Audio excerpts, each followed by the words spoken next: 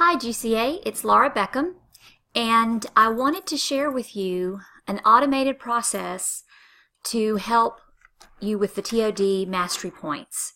I know that having to export and then sort and filter over and over again, sorry, my dog wants to sit with me, is a little bit of a problem in terms of time on task when you have multiple students completing the various steps of the Paths to Mastery at, any given hour.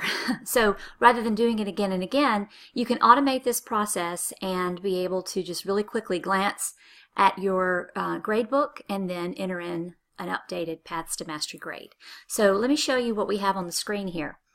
The first thing that I have is a column called TOD number, and I'll show you how to develop this formula, but what I want you to see first is what it reports. So what you see here in this column is a ratio. Don't think about it as a grade, but rather as a ratio. So out of 5 expected TODs, how many has the student completed? So in the formula, there is a maximum number of 5. So even if the student does 7, 8, 10, the only number that will come back with is 5. So it never goes over that.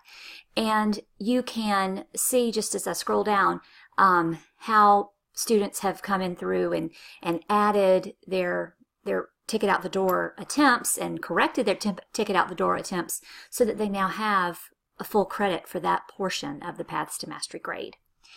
So that's one column. The other column that you see here is Paths to Mastery progress. And in this ratio, you can see out of 7, how many assignments has the student completed for the instructional cycle. So for this past instructional cycle in my class, students had to complete 7 assignments, and that's inclusive of the interim assessment. So when I'm looking at this number, I'm seeing how many of the 7 have they finished. And for students who didn't finish the IA, that's unfortunately they're never going to be able to get that IA, so they're kind of out of luck. But for the rest of the students who just had one assignment that they needed to complete, if they've gone back and taken care of that, I'm going to be able to give them credit. So let me show you how this can happen very easily. So the first thing that I want to do is let me sort this grade report by this Paths to Mastery category. So I think the first time I click it, it's going to go to 0. So I'll click it again, and we're going to have the 7 descending sort. So now I can see who in this this is my actual grade column. This is the average that's contributing to their running semester grade. So I can scan down this column to see, well, do I need to bump this grade up for anybody? So here's someone that never did any more ticket out the doors, and they had a 70, and it's staying at a 70.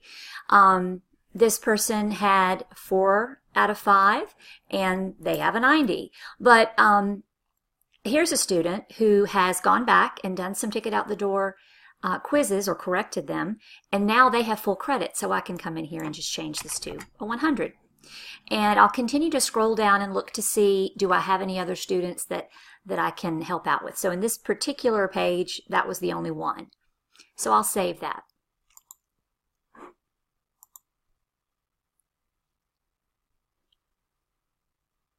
So let me show you how to develop these formulas that will then allow you to just scan down, take a very quick look, and update these grades without doing an export.